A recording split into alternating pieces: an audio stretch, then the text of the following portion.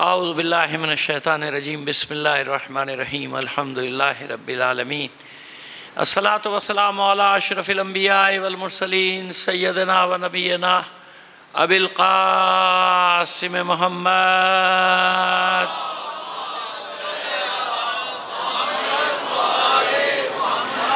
وآلہ الطیبین الطاہرین المعصومین ولعنۃ اللہ علی اعدائہم اجمعین من الآن الی قیام یوم الدین اما بعد فقد قال اللہ تعالی فی کتابہ المبین وہو اصدق القائلین وقولہ الحق بسم اللہ الرحمن الرحیم قل لئن اجتمعت الانس والجن علی ان یأتوا بمثل ھذا القرآن ولا یأتون بمثلہ ولو کان بعضهم لبعض ظہیرا۔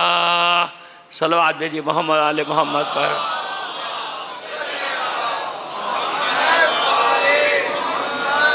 آپ سے گزارش ہے سید اعجاز حسین جعفری بیگم، سید محمد علی، سید شوکت علی، سید محمود علی، شمی مختار فردوس جہاں اسی خانوادے کے دیگر مرحومین اپنے مرحومین اور تمام شہداء کو شامل کر کے ایک سورہ فاتحہ پڑھ کر بخش دیجیے۔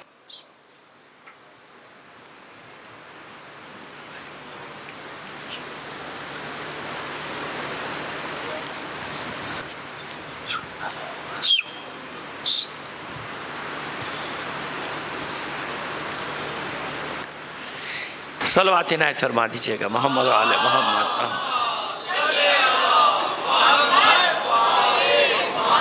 ایک بار اور اس سے بہتر انداز میں بلند آواز سے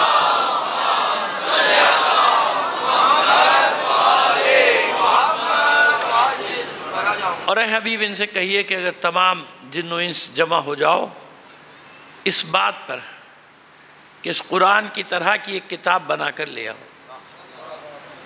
لا یاتون بمثلہ، تو سب مل کر بھی ایسی کتاب نہیں لا سکتے، ولو کان بعضهم لبعض ظہیرا، اگرچہ کہ تم سب ایک دوسرے کے مددگار بن جاؤ، پشتی بان بن جاؤ، سب کچھ ہو جاؤ، ایسی کتاب نہیں لا سکتے۔ 2 منٹ میں خلاصہ کل کی مجلس کا، پھر آگے چلتے ہیں۔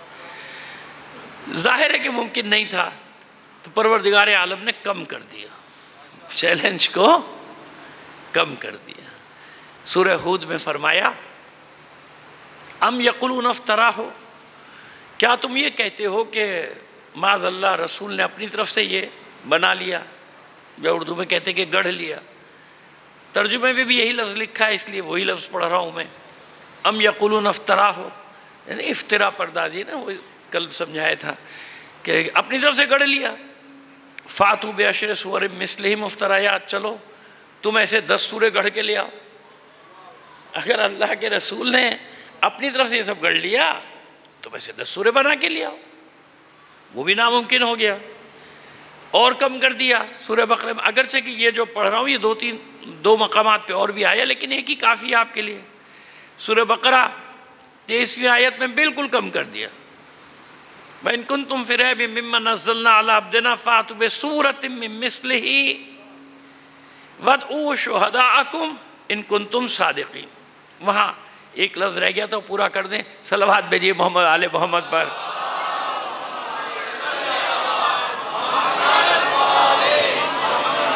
وہاں یہ تھا کہ فَأْتُوا بِعَشْرِ سُوَرٍ مِّثْلِهِ وَادْعُوا مَنِ اسْتَطَعْتُمْ مِن دُونِ اللَّهِ، جس کو اپنا مددگار بنا سکتے ہو، استطاعت لا سکتے ہو۔ اس لیے میں نے پورا کر دیا کہ وہ پہلے ریکارڈ ہو گیا تھا، اور آپ آج کل جانتے ہیں ماشاءاللہ بیٹھے ہوئے لوگ موبائل لے کے تاک میں بیٹھے ہوئے ہیں، کہاں سے کوئی لفظ نکلے اور پھر اس کا کام کیا جائے۔ خیر ہے، تو میں نے اس کو درست کر دیا کہ جس کو بھی تم میں استطاعت ہے، وَدُو مَنِ اسْتَطَعْتُمْ، جس کو تم لا سکتے ہو مدد کے لیے لے آؤ، ان کنتم صادقین، اگر من دون اللہ، اللہ کو چھوڑ کے جس کو چاہتے ہو لے آؤ، ان کنتم صادقین۔ سورہ بقرہ میں وہی بات آ گئی، وَإِن كُنتُمْ فِي رَيْبٍ مِّمَّا نَزَّلْنَا عَلَىٰ عَبْدِنَا فَأْتُوا بِسُورَةٍ مِّن مِّثْلِهِ، ایسا ایک سورہ بنا کے لے آؤ،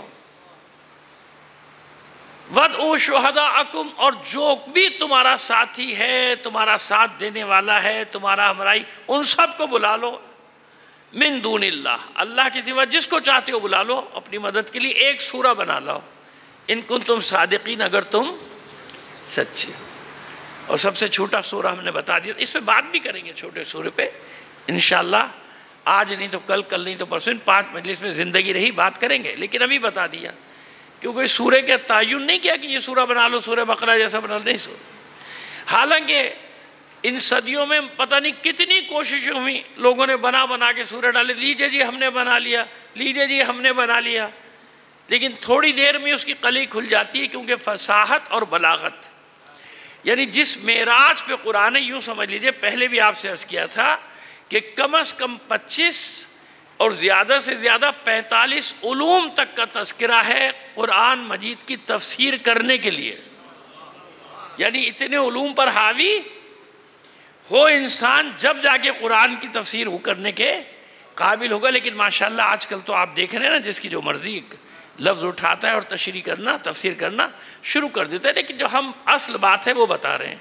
تو اس معیار پہ سورہ کوثر کے معیار پہ بھی کچھ نہیں اترا, لہذا ان کو ڈیلیٹ کرنا پڑا کہ نہیں بھائی چھوڑو اس کو ختم کرو, یا تحریف کرنے کی کوشش کی گئی. تحریف لفظی, تحریف معنوی تو بہت ہے, ظاہر معنی کو بدل دیا گیا ادھر سے ادھر, وہ الگ چیز ہے, وہ الگ بحث ہے.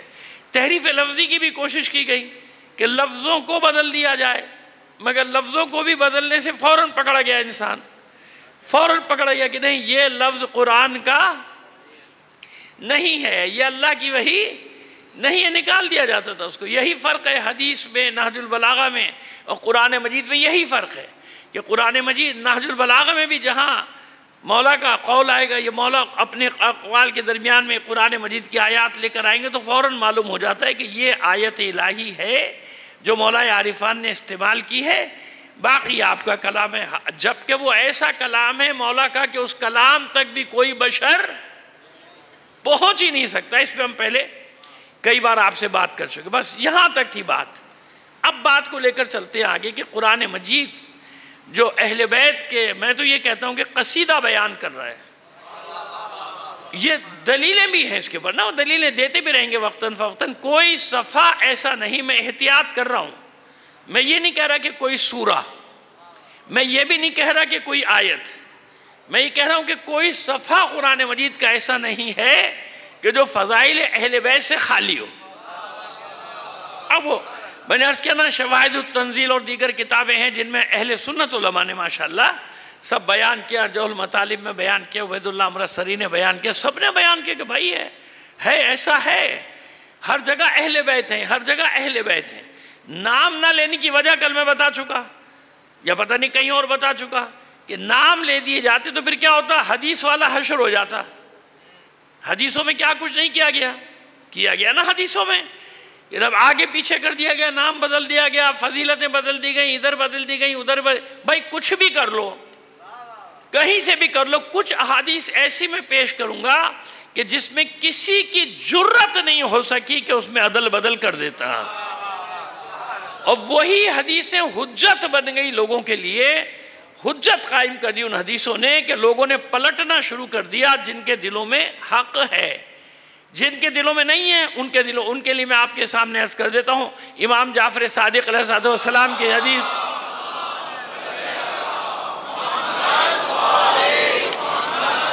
خوارج کا ایک گروہ بحث کے لیے آیا تھا, آپ سے لمبا مناظرہ ہے, کبھی پیش کیا ہوگا 15-20 سال پہلے, یاد نہیں مجھے, لیکن بہرحال میں خلاصہ کیے دیتا ہوں. وہ آئے تھے, حدیثیں جمع کرنے نکلے تھے وہ بصرے سے, حدیث جس سے مل جائے حدیث. مدینے بھی آ گئے, امام کو نہیں پہچانتے تھے, امام کو نہیں پہچانتے تھے. مسجد نبوی میں کہ مسجد نبوی کے لوگ پہچان کے کہ کون سا قبیلہ ہے, نام نہیں بتایا کہ اس گھر میں چلے جاؤ یہاں بھی حدیث مل جائے گی.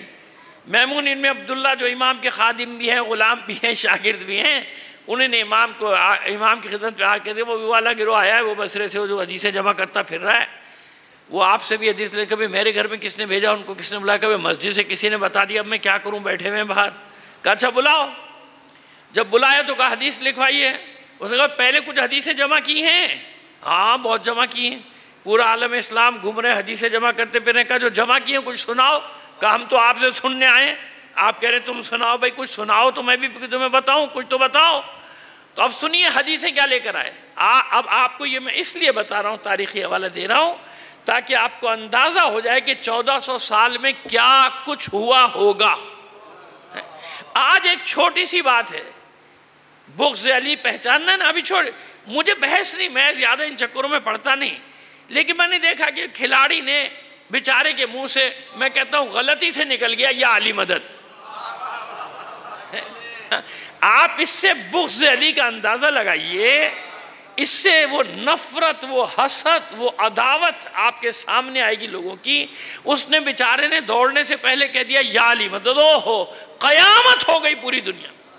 ایئرپورٹ سے سیدھے ایک مرکز لے کے گئے، وہاں نمازیں پڑھوائیں، کلپیں چلوائیں، ہمارا ہے ہمارا ہے ہمارا. ارے بھائی تمہارا ہے، تمہیں کو مبارک. لیکن کاش کے نیزہ پھینکتے وقت بھی وہ کوئی اور نام لے دیتا نا.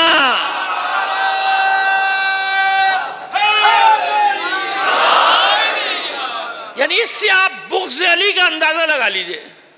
ان سے یہ گوارا نہیں ہوا کہ ایک کھلاڑی نے، اچھا وہ کوئی ٹی وی وہ لفظ دکھا بھی نہیں رہا، پہلی دفعہ تو لائیو دکھا رہے تھے نا تو آ گیا، اب کوئی چینل نہیں دکھائے گا. اس سے آپ کو اندازہ ہو گیا. تو فخر کیجئے آپ اس کے ماننے والے ہیں. الحمدللہ کہ 1400 سال سے آپ کے دلوں میں، آپ کے والدین کے دلوں میں، اور جو وہاں بھی حق والا ہے، بھی بتا رہا ہوں، جو وہاں بھی جس کے دل میں حق ہے وہ دوڑ دوڑ کے ادھر آ رہا ہے، اس چیز کو دیکھ کے ادھر آ رہا ہے کہ کیسے لوگ ہیں. ان سے علی کا نام اتنا بھی گوارا نہیں. پھر کہتے ہیں ہم بھی تو علی کو مانتے ہیں. ڈھٹائی تو دیکھیے آپ، ڈھٹائی دیکھیے آپ کیا کہہ رہے ہیں، ہم بھی تو علی کو مانتے ہیں. یہ علی کو مانتے ہو ایک نہ. اور یہی وجہ جو ہمیشہ میں کہتا ہوں، یہی ذلت اور رسوائی کا سبب ہے ساری دنیا میں. جب تک نعرہ حیدری لگتا تھا عزت ہی عزت تھی. یاد آ گیا میرا اشارہ، سمجھ گئے نا آپ؟ اتنا ہی کافی ہے، ورنہ ہوگا کوئی ڈالا باہر کھڑا ہوا. صلوات بھیجیے محمد آل محمد پر.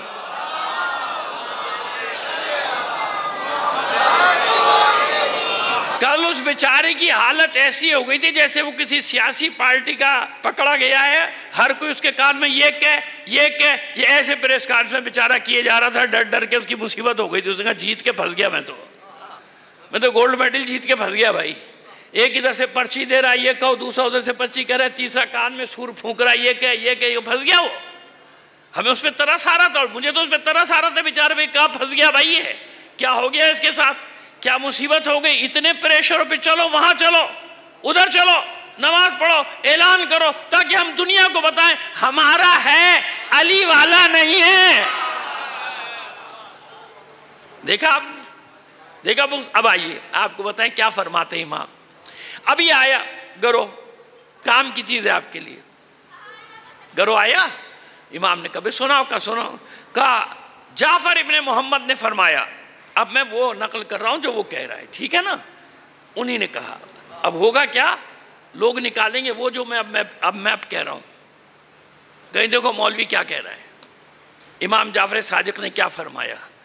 یہ نہیں لگائے گا پیچھے کہ خوارج نے کہا ہے نا، وہ تو ہٹ گیا. اب میں آپ کو طریقہ واردات بتا رہا ہوں کہ طریقہ واردات کیا ہے. اب میں کیا کہہ رہا ہوں کہ امام کی خدمت میں آئے وہ گروہ، اس نے آ کے جب امام نے کہا کوئی حدیث، اب وہ کہہ رہا ہے، وہ گروہ کہہ رہا ہے کہ جعفر ابن محمد نے فرمایا. اور کس کے سامنے کہہ رہا ہے؟ جعفر ابن محمد کے سامنے. اب سمجھ میں آ گئی بات؟ نہیں پہچانتا. کہتے جعفر ابن محمد نے فرمایا. کیا فرمایا؟ اب سنیے آپ حدیث. کل نبیذ حلال الا الخمر. اب وہ بدبخت کہہ رہے ہیں کہ جعفر ابن محمد نے فرمایا کہ ہر قسم کی شراب حلال ہے سوائے انگور کی شراب کے، ہے نا. اب فنکار کیا کرتے ہیں؟ ایڈٹ کریں گے، ایڈٹ کر کے. اب مولانا حسن ظفر کہہ رہے ہیں کہ امام جعفر صادق علیہ السلام نے فرمایا کل نبیذ حلال الا الخمر. سمجھ میں آ رہی ہے؟ اور یہ جتنے بھی ہیں ماشاءاللہ بیٹھے ہوئے سوچیں گے بعد میں، پہلے فارورڈ کرنا واجب سمجھیں گے، ہے نا. ورنہ پتہ نہیں ایسا نہ ہو کہ اللہ ناراض نہ ہو جائے، نماز قضا ہو جائے، یہ میسج فارورڈ کرنا قضا. سمجھ رہے میری بات؟ ہم ان مشکلات اور ان فتنوں میں گھرے ہوئے ہیں آج کل. ان فتنوں نے ہمیں چاروں طرف سے گھیر لیا، اپنی ذرا سی پبلسٹی کے لیے، اپنی ذرا سی ویورشپ کے لیے، اپنے آپ کو مشہور کرنے کے لیے جتنے بڑے آدمی پہ کیچڑ اچھالو گے اتنا مشہور ہو اتنے سبسکرائبر مل گئے۔ سمجھ میں آ رہی ہے ہماری بات؟ اللہ بچائے ان فتنوں کے دور سے۔ بعض اوقات تو جی چاہتا ہے کہ کاش پہلے نکل گئے ہوتے، یہ دور ہی نہ دیکھا ہوتا۔ یقین جانے اللہ،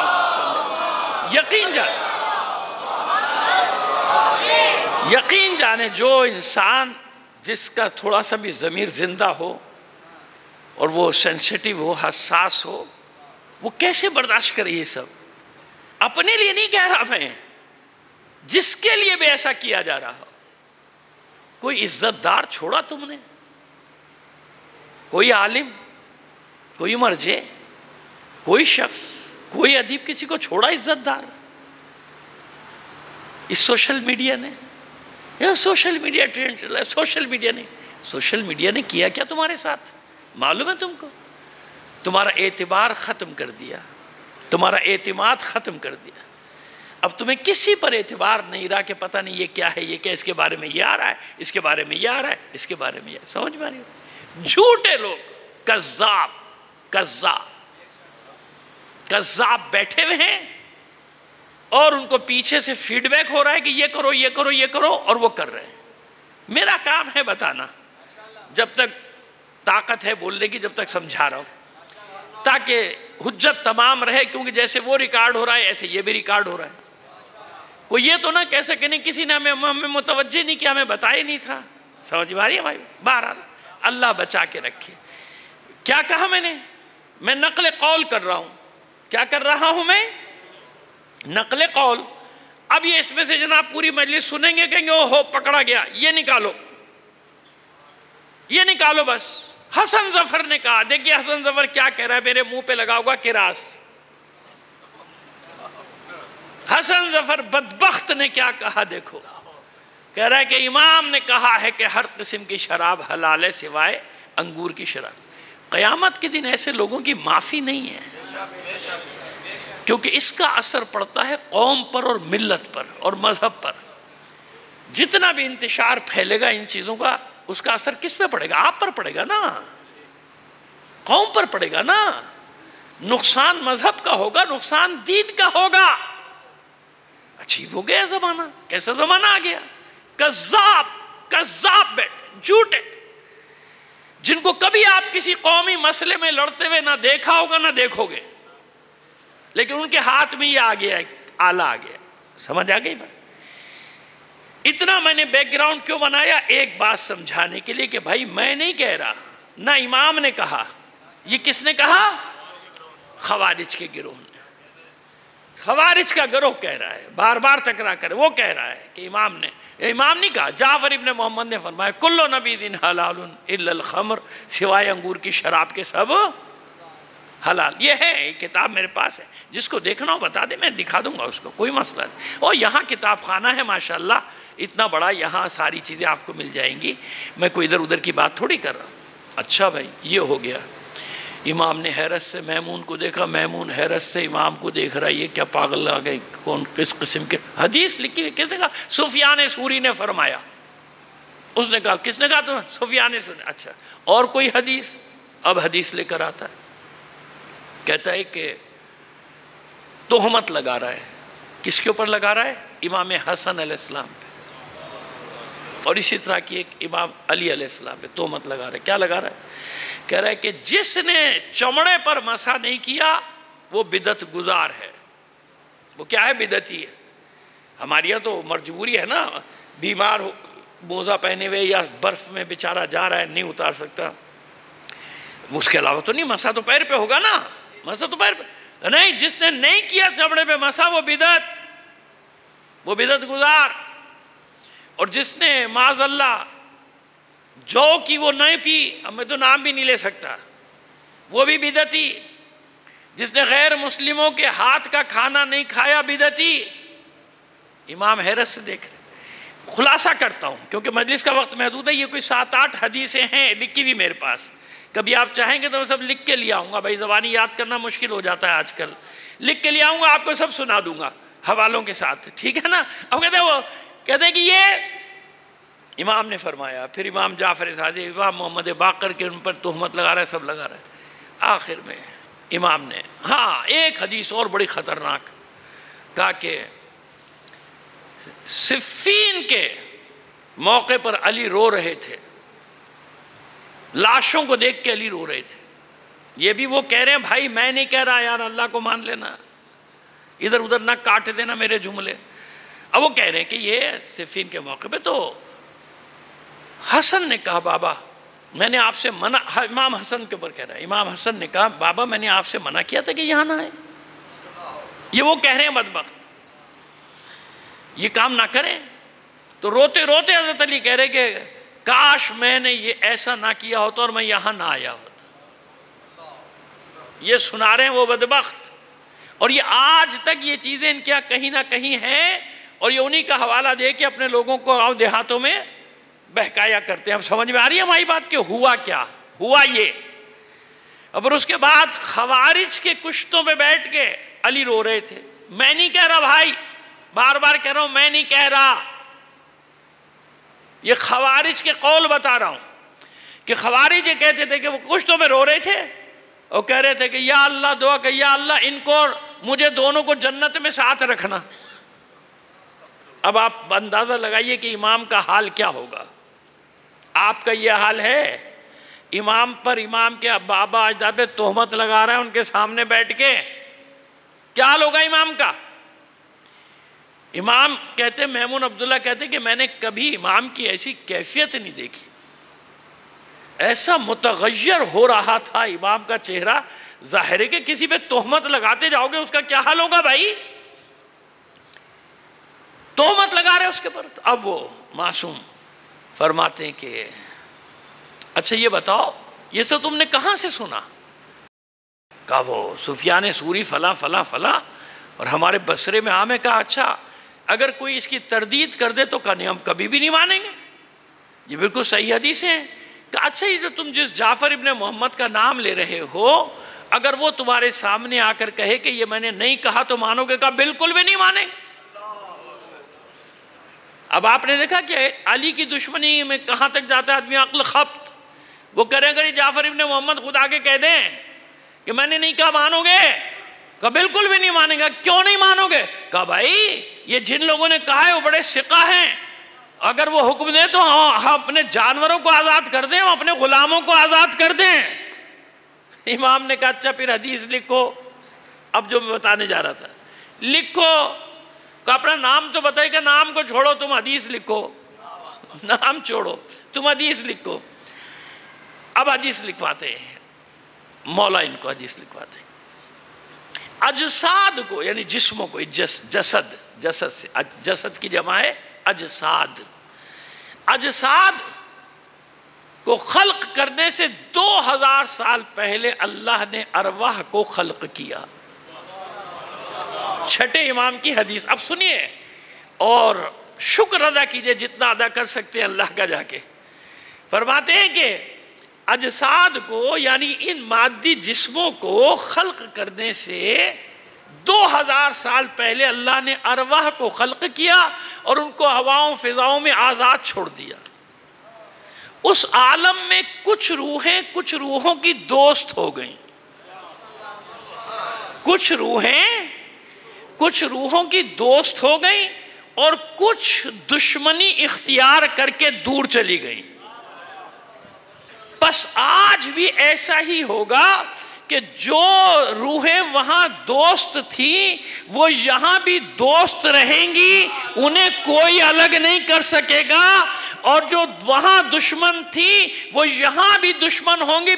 پھر فرماتے ہیں اور ایسی دشمن ہوں گی کہ مرنے کے بعد اگر دجال آواز دے گا تو دجال کی آواز پہ لبیک کہیں گے۔ اللہ یا رسول اب آپ کی سمجھ میں آیا؟ دجال ان کے زمانے میں ظہور کرے تو اس کے ساتھ، اور دجال اگر یہ مر جائیں تو دجال آواز دے گا یہ اس کے ساتھ چلے جائیں گے۔ آئیے اب بات کو اور تھوڑا سا آگے بڑھائیں۔ بات ہماری یہ ہو رہی کہ ایک سورہ بھی تم ایسا بنا کے، چھوٹا سا بھی سورت بنا کے، سورہ کوثر بھی بنا کے نہیں لا سکتے۔ اب یہ قرآن ہے کیا؟ یہ بچے بیٹھے ہیں نا اور نوجوان بیٹھے ہیں، کل بھی میں نے عرض کیا تھا، یاد رکھیے اگر آپ سے کوئی کمی رہ گئی ہے نا، ان بچوں میں کوئی کمی نہ چھوڑیے، ٹھیک ہے بھائی؟ اور ہمیشہ کی طرح سونے کی اجازت ہے، گرنے کی اجازت نہیں ہے، ٹھیک ہے؟ کھل گئی آنکھ۔ صلوات بھیجیے محمد آل محمد پر۔ آئیے یہ بچے جو ہیں نا ان کو آشنائی کریں۔ قرآن کس کے لیے آیا ہے؟ انسانوں کے لیے آیا ہے، انسانوں کے لیے۔ بھئی 500-550 آیات ایسی ہیں کہ جن میں جو احکام کی آیات ہیں، اتنی ہی آیات ایسی ہیں جو محکم متشابہ اس سے بھی کم ہیں، مطلق ہیں، مقید ہیں، عام ہے، خاص ہے، یہ ساری اصطلاحات ہیں۔ لے کے آپ کو اپنی قابلیت کا روب نہیں ڈالنا چاہ رہا، مراد یہ کہ باقی تو آپ کے لیے ہے نا بھائی، باقی کس کے؟ سورہ کوثر پڑھے گا سمجھ میں نہیں آئے گا اس کو، سورہ قل هو اللہ احد پڑھے گا سمجھ میں نہیں آئے گا تو کہتے ہیں بھائی سمجھ میں نہیں آتا، رکھ دو، قرآن بڑی مشکل کس نے کہا مشکل کتاب ہے؟ پروردگار کہہ رہا ہے میں نے تمہارے لیے بھیجی، تم کہہ رہے ہو مشکل ہے، کائے کی مشکل ہے؟ 500-550 آیات میں نے بتا دیا نا جس کے لیے مفسرین کی اور مجتہدین اور مراجع کی ضرورت پڑتی ہے۔ باقی تو آپ سے کلام کر رہا ہے اللہ، ہر بات آپ سے کہہ رہا ہے، ہر بات آپ کو سنا رہا ہے۔ صلوات بھیجیے محمد آل محمد پر۔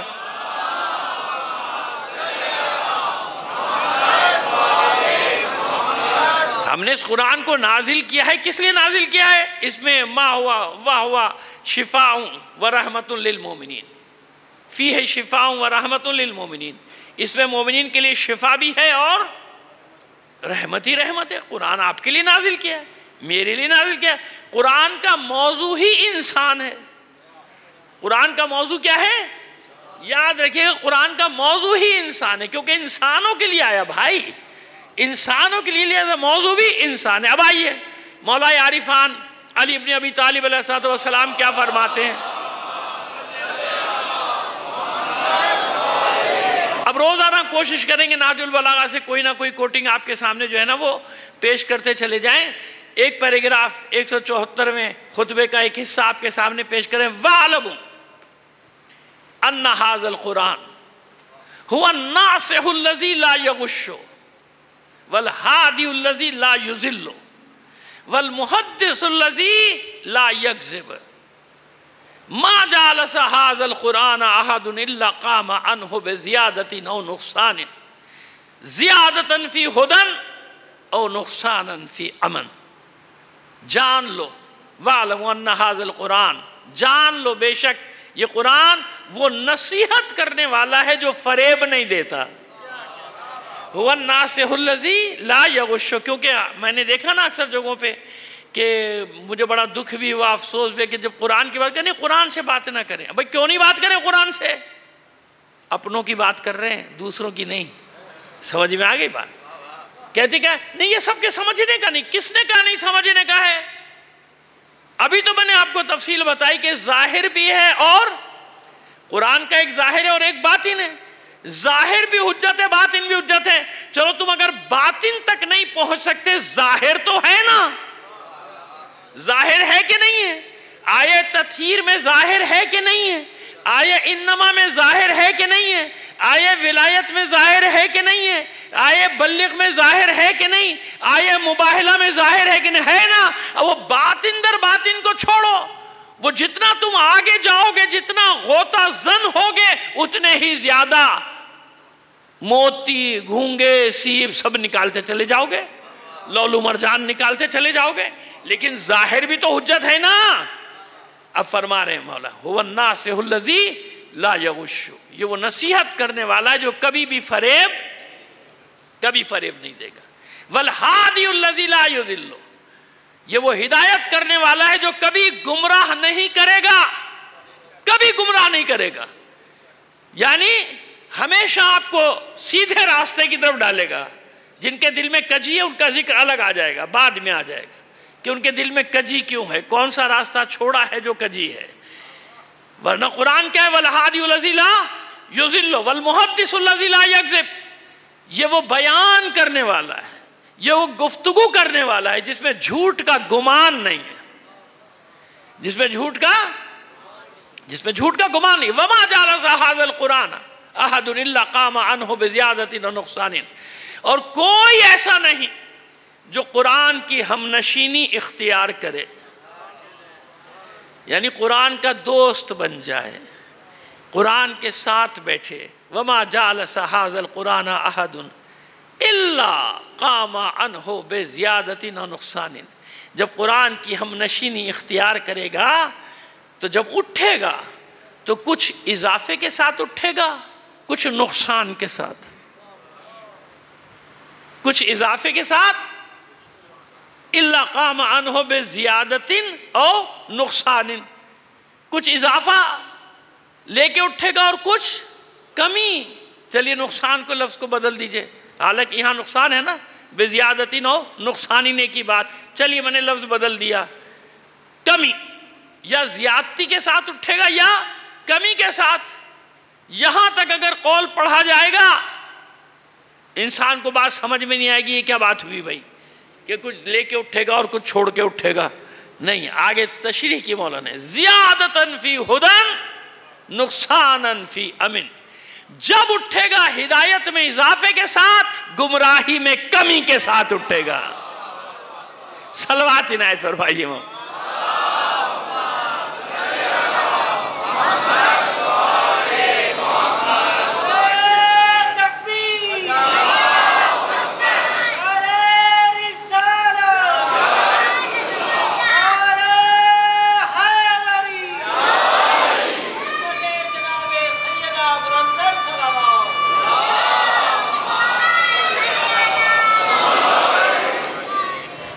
فیہ شفاء الصدور، اس میں تمہارے دلوں کے امراض کا علاج ہے، شفا ہے۔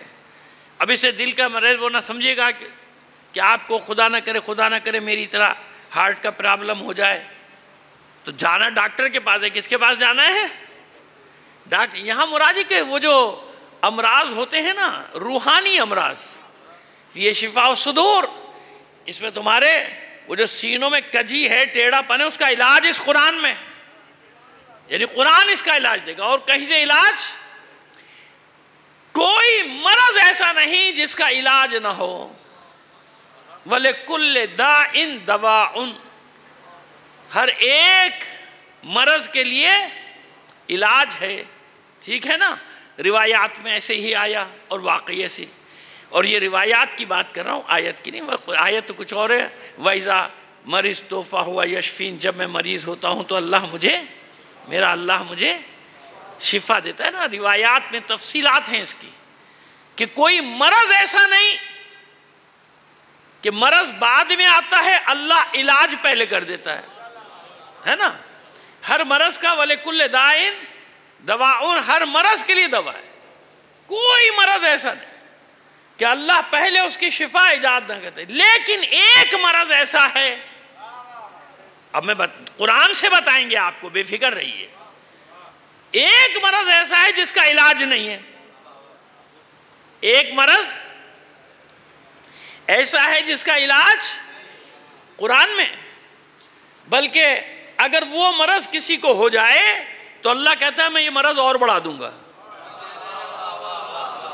یعنی اللہ یہ بھی نہیں فرما رہا کہ اس کے مرض کو ختم کر دوں گا، کہتے نہیں، کوئی ایسا مرض ہے کہ جس کے لیے اللہ فرما رہا ہے کہ میں اس کے مرض کو اور بڑھا۔ سورہ بقرہ میں نہیں ہے، فی قلوبہم مرض فزادہم اللہ مرضا، ان کے دلوں میں منافقین کا ذکر ہو رہا ہے۔ کس کا ذکر ہو رہا ہے؟ میں کل انشاءاللہ، اب تو وقت نہیں ہے نا، کل تفصیل سے پوری آیات پڑھیں گے آپ کے سامنے، لیکن آج ہم تھوڑا سا جہاں تک جا سکتے ہیں وہاں تک تو چلے جائیں، کیونکہ اس کے بعد بھی ایک مجلس ہے نا۔ تو اب دیکھیے، فی قلوبہم مرض فزادہم اللہ مرضا، ان کے دلوں میں مرض ہے، اللہ ان کے مرض کو ختم نہیں کرے گا۔ عجیب ہے، وہاں کہہ رہے ہیں ہر مرض کی دوا، کہتے ہیں یہ مرض ایسا ہے میں اس کو اور وزادہم اللہ مرضا، اللہ ان کے مرض کو اور بڑھائے گا اور بڑھائے گا۔ کون سا مرض ہے یہ کہ جس کو ختم نہیں کرتا اللہ؟ یقیناً کوئی ایسا مرض ہے کہ جو اللہ چاہتا ہے کہ بڑھے اور بڑھے اور بڑھے اور بڑھے، چھوڑنا نہیں، ان کو چھوڑنا نہیں مجھے، ہے نا، فی قلوبہم مرض وزادہم اللہ مرضا، ہے نا۔ اور بھی جگہ پہ ہے نا، ختم اللہ علی قلوبہم، لگا دی مہر میں نے ان کے دلوں پہ۔ اب یہ نہیں، یہ آیات 8ویں سے لے کے اور 18 نمبر سورہ بقرہ کی کل ساری پڑھیں گے آپ کے سامنے۔ ان ساری آیات میں ذکر ہے کس کا؟ منافقین کا۔ کس کا ذکر ہے؟ منافقین کے لیے اللہ کہتا ہے، اب سنیے جناب، بہت دیر آپ نے میرے ساتھ دیا ہے اس ایک مطلب کو پہنچانے کے لیے۔ یہ طے ہو گیا کہ منافق وہ ہے یا نفاق وہ مرض ہے کہ جس کا علاج اللہ نہیں کرتا بلکہ اس کے مریض کو اور بڑھاتا جاتا ہے، اس کے مرض کو۔ اب آپ دیکھتے ہیں نا کہ دنیا میں ڈھیل دی ہوئی اللہ نے ظالموں کو، جابروں کو تو سمجھ میں آ رہی ہے بات، پریشان نہ ہوا کریں کہ کب ان کو بدلہ ملے گا، کب یہ انجام کو پہنچیں گے ظالم، کب یہ شیطانی طاقتیں انجام کو پہنچیں گی، کب یہ سامراجی طاقتیں انجام کو پہنچیں گی، کب یہ مظلوموں کا، معصوموں کا، بے گناہوں کا خون ختم ہوگا، کب یہ ان کے چتھڑے اڑنے بند ہوں گے؟ کہ نہیں، یاد رکھ، جب مشیت طے کر لینا کسی کو تباہ و برباد کرنے کی۔ فرعون کا ظلم کہاں تک پہنچا تھا یاد ہے؟ ایک مماثلت یاد رکھیے، فرعون کا سب سے بڑا ظلم یہ تھا کہ اس نے معاذ اللہ حاملہ عورتوں کے پیٹ چاک کر کے بچوں کو مارا تھا، سب سے بڑا ظلم۔ آج آپ دیکھ رہے ہیں نا، ہزاروں سال کے بعد یہ ظلم تکرار کیا جا رہا ہے کہ نہیں تکرار کیا جا رہا؟ ہمارے ساتھ بھی ہوا، کوئٹہ میں ہماری خواتین کے ساتھ ہوا کہ نہیں ہوا؟ اور اب آپ دیکھ رہے ہیں غزہ میں ہو رہا ہے کہ نہیں ہو رہا؟ ہو رہا ہے نا۔ حاملہ عورتیں، پریگننٹ عورتیں بیچاری، جن کے رحموں میں، جن کے شکموں میں بچے، ان کو مارا جا رہا ہے، قتل کے، تو بے اطمینان رکھو نا، سمجھ لو نا۔ یعنی یہ ظلم وہاں تک پہنچے گا، وہاں تک پہنچے گا، یقین رکھو میری بات کا، یہ اس جگہ تک ظلم پہنچے گا کہ ظالم کو پناہ، اس کے مورچے، بینکر، بلڈنگیں، یہ سب نہیں، ہوا، فضا، زمین، سمندر، کوئی چیز اسے پناہ نہیں دے گی۔ اگر کسی غار میں چھپے گا، غار پکار کے کہے گا یہاں چھپا ہوا ہے، آ جاؤ پکڑو۔ کسی درخت کے تنے میں گھس جائے گا، وہ تنا پکارے گا یہاں آؤ، یہ سہونی میرے اندر چھپا ہوا ہے، نکالو، مارو۔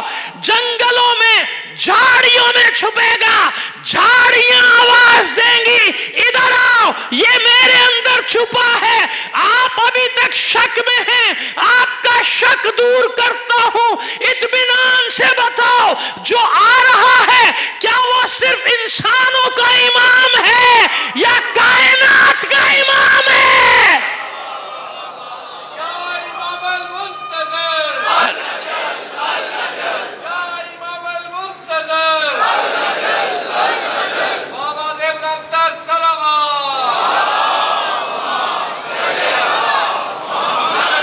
کس کا امام ہے؟ اب دلیل مل گئی۔ آپ کہیں گے بہلانے کے لیے باتیں کر رہے ہیں، جھاڑی آواز دے گی، تنا آواز دے گا، پہاڑ آواز دے گا، سمندر آواز دے گا، سمجھ میں آیا؟ پہلے ہی بتا دیے کہ اس کا مسلح کہاں ہے؟ پانیوں پر ہے۔ ساری لڑائی تو وہیں سے ہونی ہے نا بھائی، کہاں سے ہونی ہے؟ پانیوں سے۔ وہی ہے نا، انہوں نے 95% دنیا کو اپنے بحری بیڑوں کی مدد سے گھیرا ہوا ہے نا، پریشان کیوں ہوتے ہو؟ ہم پر تو بے وفائی کا الزام لگا دیا فوراً، نکل آئے بھیر بوٹیاں، سوشل میڈیا پہ بلا کے مروا دیا میں۔ ارے تم نے کیوں نہیں بلایا تھا بدبختو؟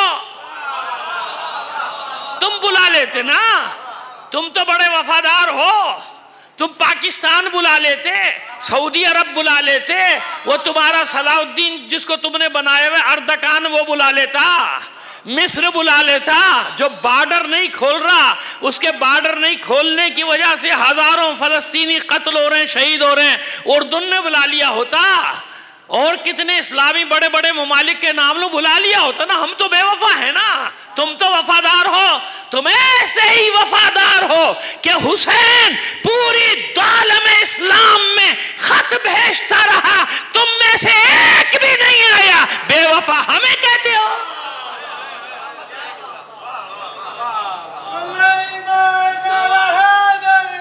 یا بے وفا ہمیں کہتے ہو؟ اچانک تو نہیں ہو گیا تھا کربلا کا واقعہ، کوئی ایک دن میں ہو گیا تھا کیا؟ مدینے سے چلے تھے، پورے عالم اسلام کو معلوم تھا، اور اعلان کرتے ہوئے جا رہے تھے کہ کہاں جا رہا ہوں.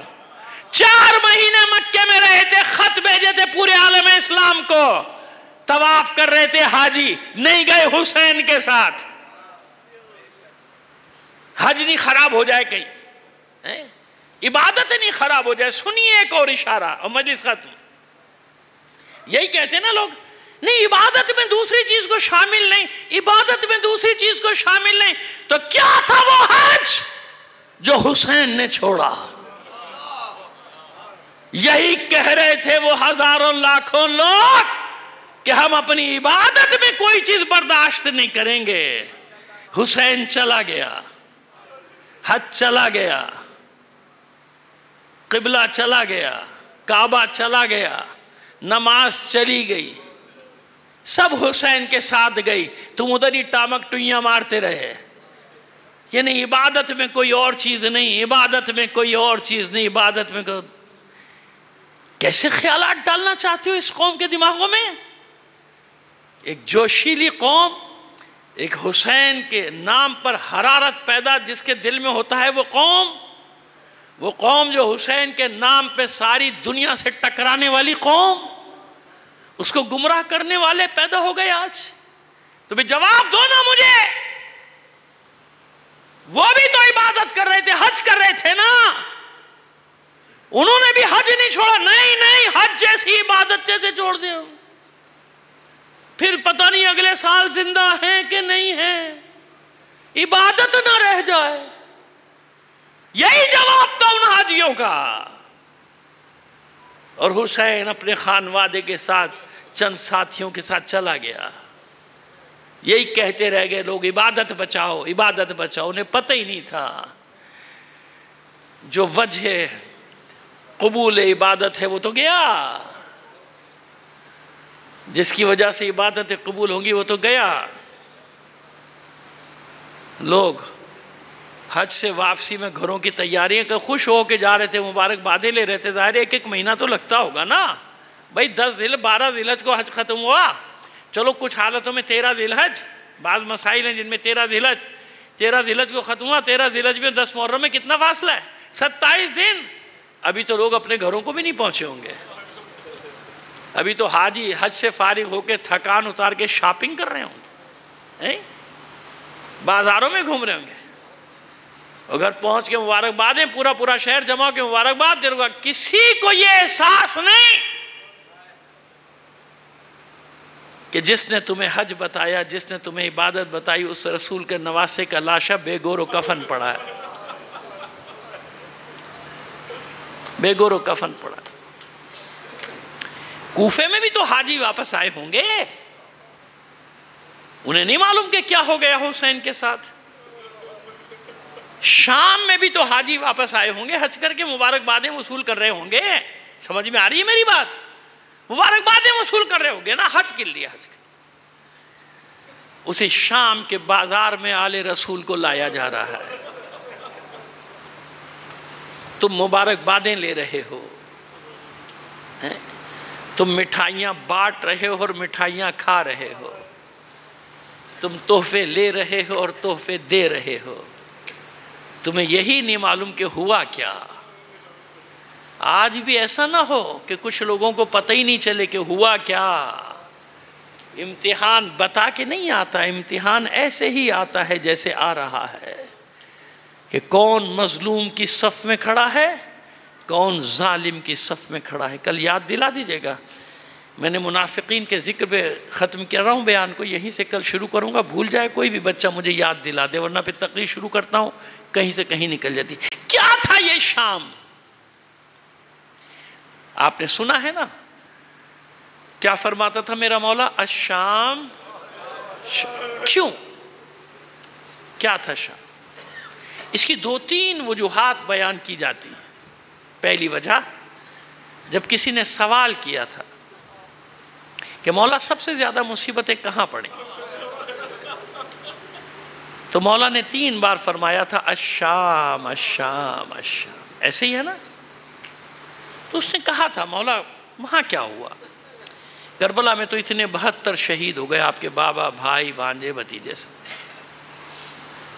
آپ کے چچا عباس اور چچا، کہ تو نے انصاف سے کام نہیں لیا،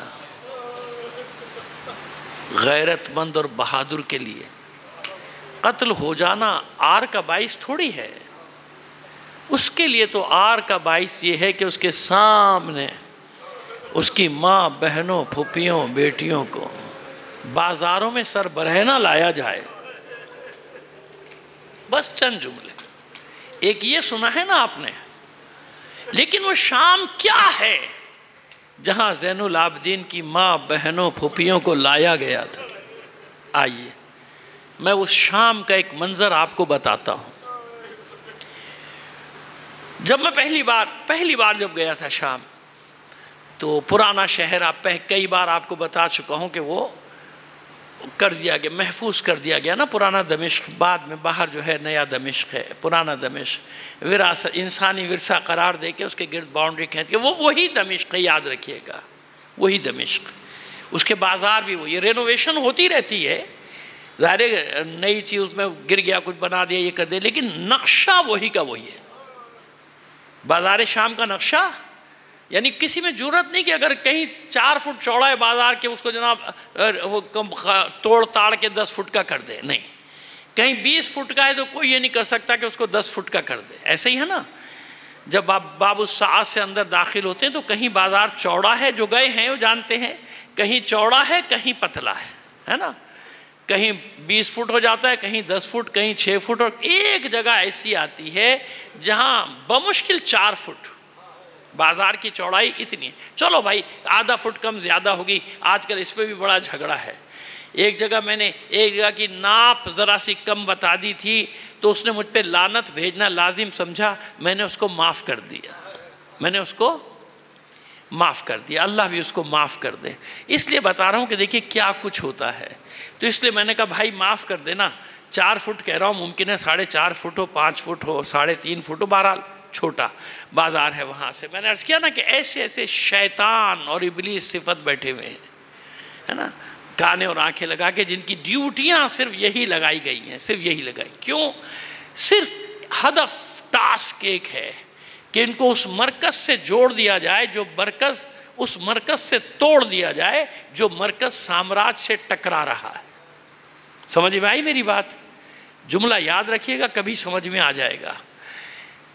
ان کو اس مرکز سے توڑ دیا جائے، تشیع کو، وہ مرکز جو مرکز ٹکرا رہا ہے شیطانی طاقتوں سے، جو لڑ رہا ہے شیطانی طاقتوں سے، ان سے ان کو عام شیعوں کو بالکل علیحدہ کر کے کھڑا کر دیا جائے، بالکل علیحدہ۔ سنیے، میں نے اب مثال دے دی آپ کو، میں نے معاف کر دیا اس کو جس نے بھی کہا تھا یہ۔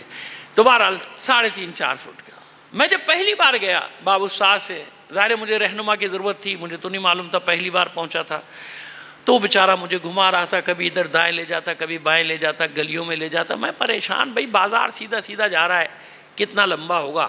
آدھے گھنٹے کا راستہ سے زیادہ نہیں ہے، وہ دربار تک کا، یعنی وہ جو بنی امیہ کی مسجد، نام مسجد نہیں تھی وہ، اس کو بچانے کے لیے نام رکھا گیا تاکہ لوگ تباہ و برباد نہ کرتے، وہ قلعہ تھا، محل، اور محل بھی رومیوں کا بنایا ہوا تھا، رومیوں سے مسلمانوں نے لیا، مسلمانوں کے تصرف میں آ گیا تھا، تو جناب وہ قلعہ جس کو آج کل مسجد بنی امیہ کہا جاتا ہے، اس کی بتا رہا ہوں آپ کو۔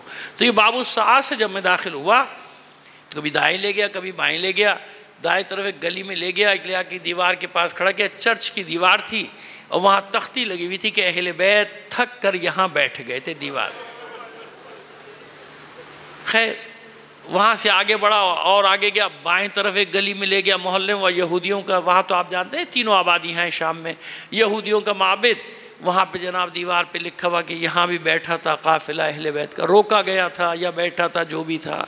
دیکھیے بات یہ کہ میں بھی انسان ہوں آپ کی طرح، تو مجھے بھی تھوڑا سا وہ ہوا کہ بھئی یہ بازار سیدھا سیدھا جا رہا ہے، ممکن ہے شاید اللہ مجھے معاف کر دے، لیکن ایک سوچ تھی تو ممکن ہے لوگوں نے ایسی چلو زائرین کو لے جانے کے لیے بنا دیا ہو، یہاں بھی لے جاؤ زائرین کو، یہاں بھی لے جاؤ، جیسا بعض جگہوں پہ ہوا بھی ہے، ایسا ہوتا بھی ہے۔ خیر گیا، ایک دن گیا، پھر اس بازار سے گزرا، وہ بازار جو تنگ ترین ہے نا، جس کا میں نے عرض کیا کہ 4 ساڑھے 4 5 فٹ کا ہوگا، اس سے زیادہ کا بازار نہیں۔